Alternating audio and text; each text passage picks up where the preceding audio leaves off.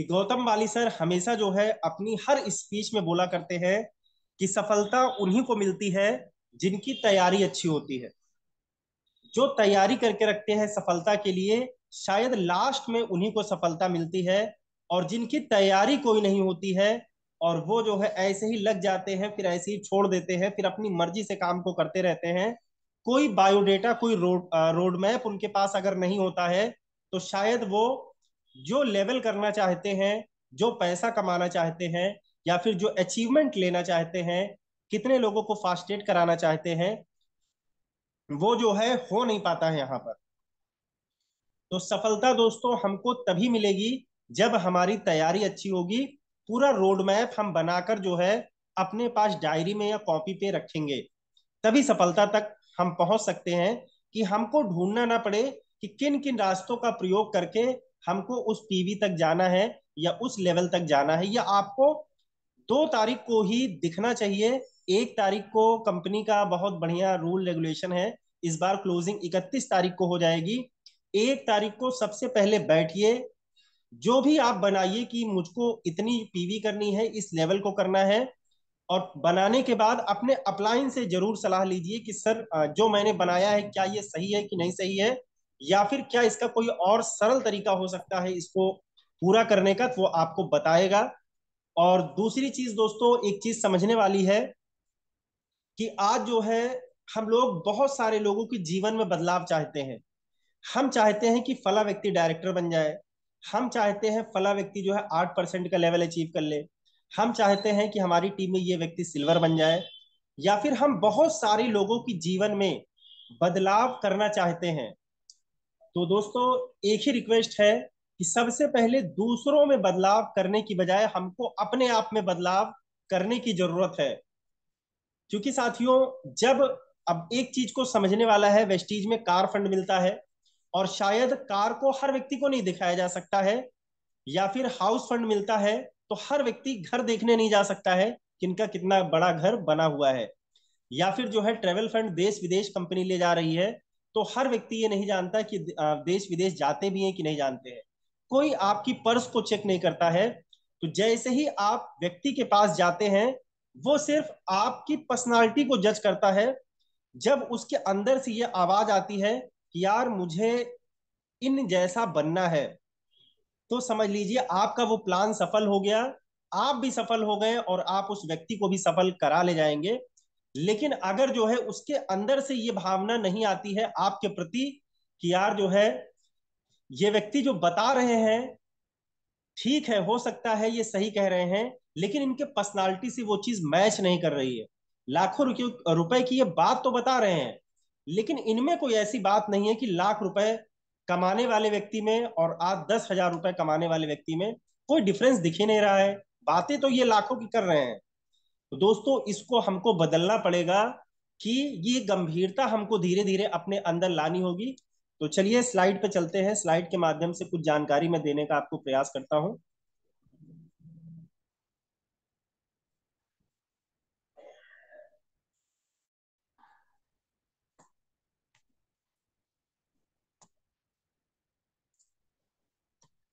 चलिए, बहुत बढ़िया, स्क्रीन अभी आ जाती है सामने।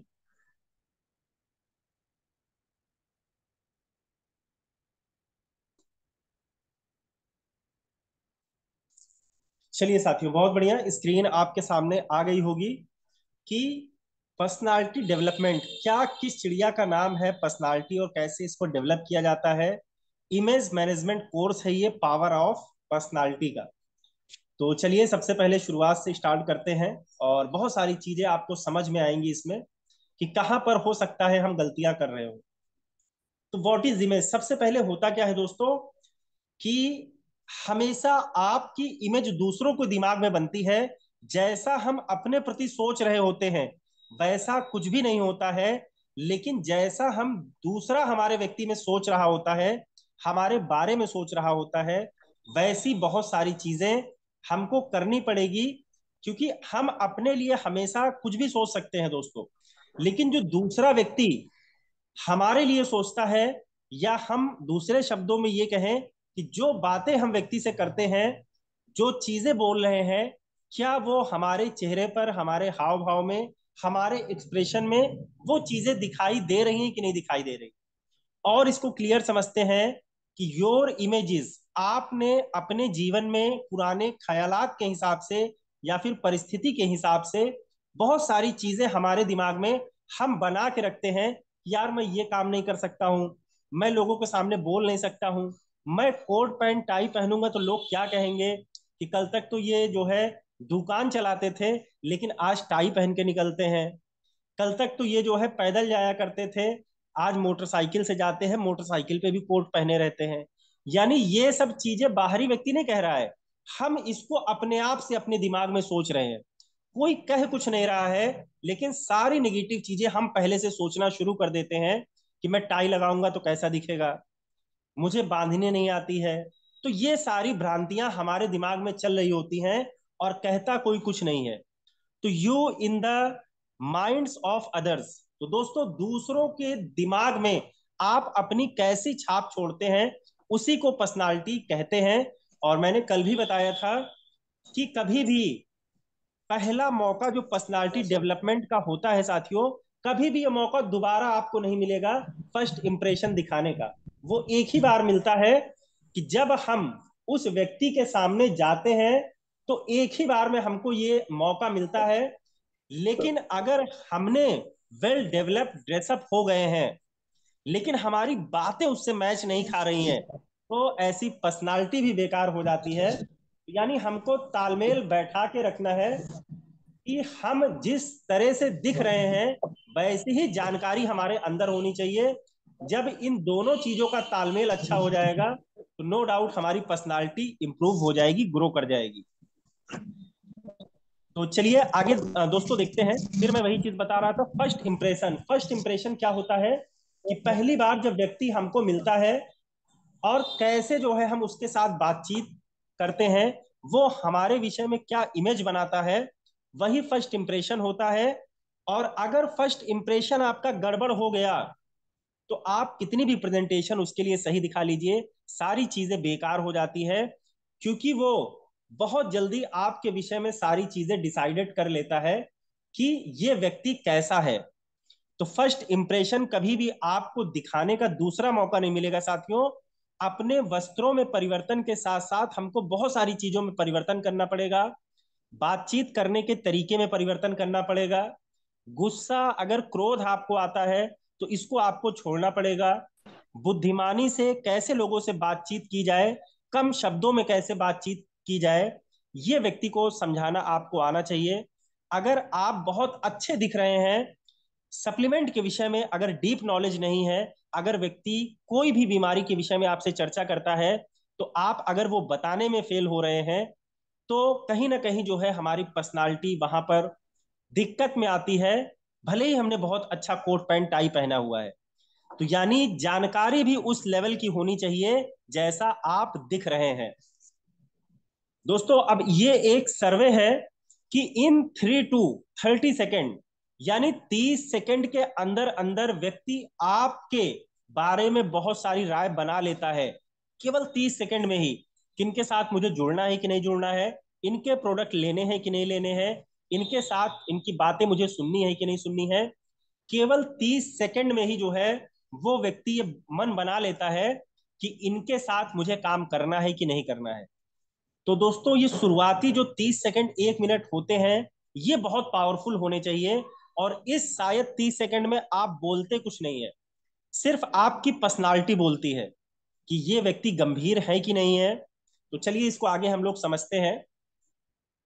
तो फर्स्ट इंप्रेशन में दोस्तों जो हमको प्रेजेंटेशन होती है, कैसी इमेज हमको बनानी होती है, और 30 सेकंड में आदमी जो बना लेता है हमारे विषय में राय, तो हमको क्या क्या चीजें इंप्रूव करनी पड़ेगी उस 30 सेकंड के लिए, 1 मिनट के लिए, या फिर फर्स्ट इंप्रेशन के लिए।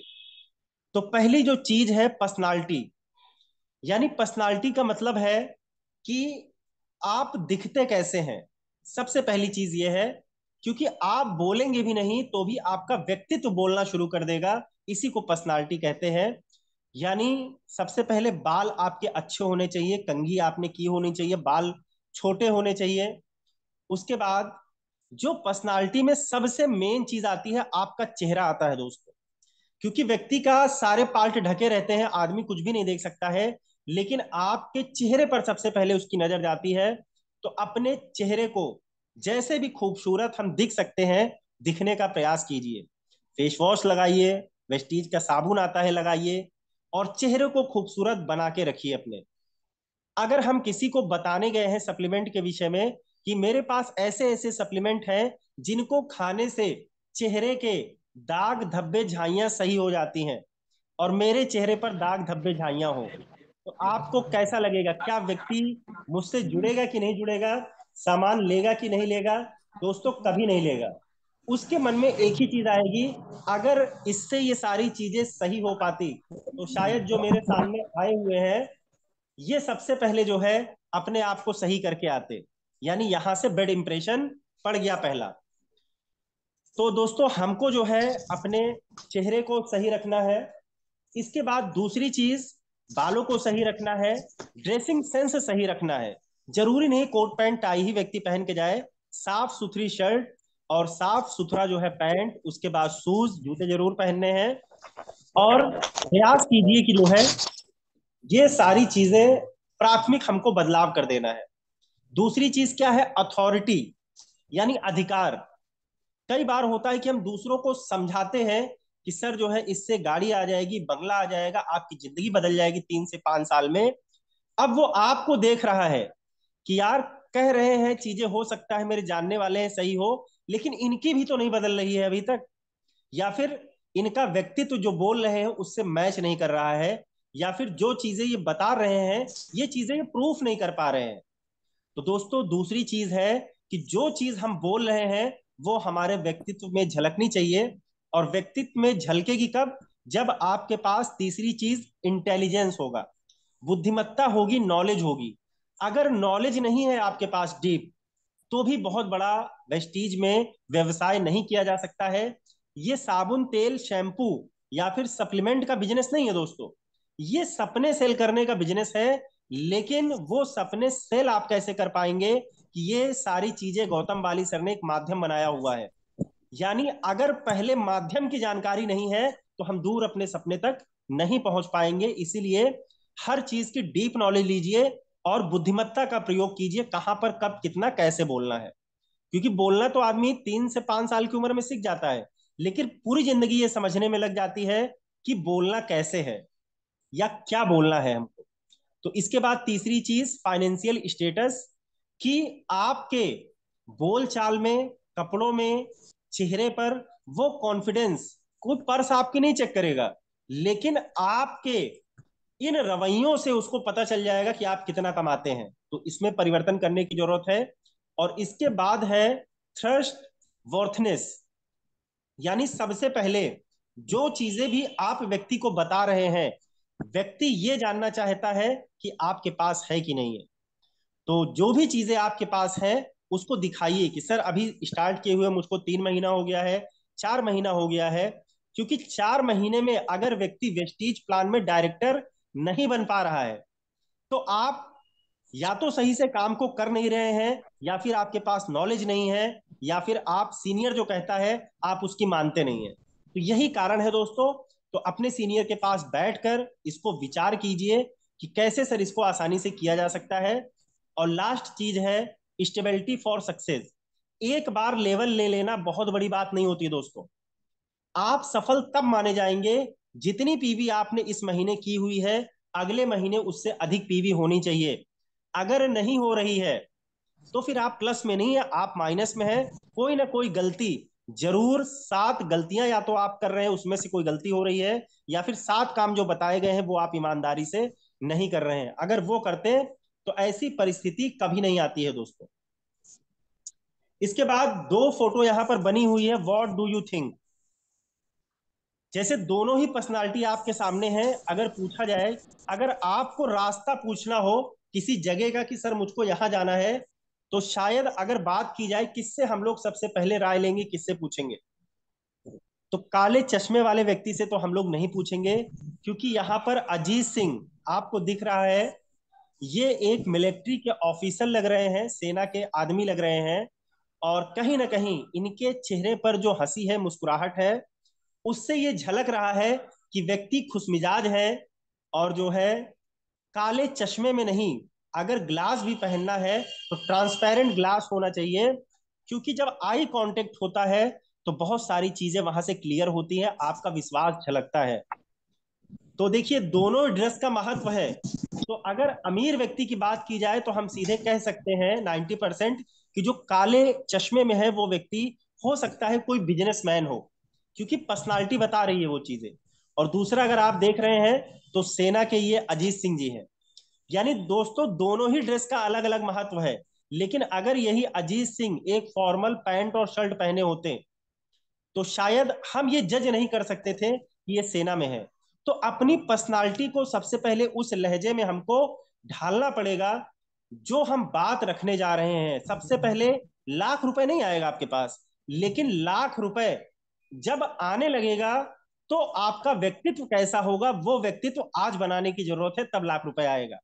तो हम सोचते हैं लाख रुपए आएगा तब हम चीजों को सही करेंगे। तो दोस्तों, जब तक चीजें सही नहीं होंगी तब तक लाख रुपए नहीं आएगा। तो इसमें बदलाव करने की जरूरत है धीरे धीरे। तो छोटी सी एक बात मैं बता रहा हूं, ABCD सबने पढ़ी हुई है, थोड़ा सा इसको और मॉडिफाइड करके समझते हैं। ए फॉर है अपीरियंस, कि यानी जो चीजें जहां पर सही करनी है, क्या आप वो कर रहे हैं कि नहीं कर रहे हैं। 7 काम है जिसमें आप जान ही रहे हैं, तो क्या वो 7 काम जिस लेवल पर नए आदमी के साथ क्या हमको करना है, किया जा रहा है कि नहीं किया जा रहा है। अब ये उसकी मर्जी है कि वो उस काम को करे या ना करे, क्योंकि दोस्तों, हम जबरदस्ती किसी को करोड़पति नहीं बना सकते हैं, हम किसी को लाख रुपए नहीं कमवा सकते हैं, हम किसी को जबरदस्ती डायरेक्टर नहीं बनवा सकते हैं। उसकी इच्छा होगी तभी हम उसको बनवा पाएंगे, और तभी बनवा पाएंगे जब वो आपकी बातों को मानेगा। अगर वो अपनी ही चला रहा है, तो हर व्यक्ति अगर बहुत सियाना बन रहा है, बहुत समझदार बन रहा है, तो वो बिजनेस के विषय में जाने, वो पैसे के विषय में जाने।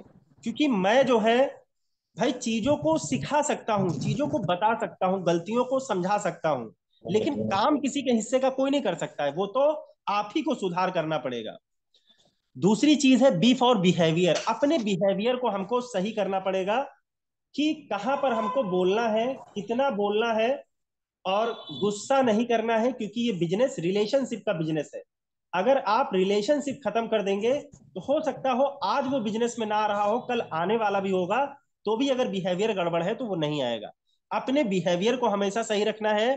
तीसरी चीज कम्युनिकेशन, कि ये बहुत, कम्युनिकेशन तो हर व्यक्ति कर रहा है दोस्तों, कहां पर शब्दों को ऊपर ले जाना है, कहां पे नीचे ले जाना है, कैसे बोलना है, किस लहजे का प्रयोग करना है, कहां पर हमको बात को गंभीर होकर बताना है, कहां पर थोड़ा बहुत हंसी मजाक करना है, ये सारी चीजें धीरे धीरे आपको समझ में आएंगी। लेकिन एक चीज है, कम्युनिकेशन स्किल्स आपकी अच्छी होनी चाहिए। अगर आप किसी के साथ बातचीत कर रहे हैं तो उसको सहज फील हो कि यार ये व्यक्ति बड़े अच्छे हैं, इनके साथ अगर मैं काम करूंगा तो निश्चित रूप से सफलता मिल जाएगी। इनके बोलने की शैली, कपड़े पहनने की शैली, यानी मुझको बहुत अच्छी लगती है। जब व्यक्ति आपको पसंद करेगा तो आपके सामान को भी पसंद करेगा, आपकी कंपनी को भी पसंद करेगा, और हर चीज को पसंद करने लगेगा वो दोस्तों। तो सबसे पहले सामान नहीं बिकेगा, सबसे पहले आप बिकते हैं नेटवर्क मार्केटिंग में।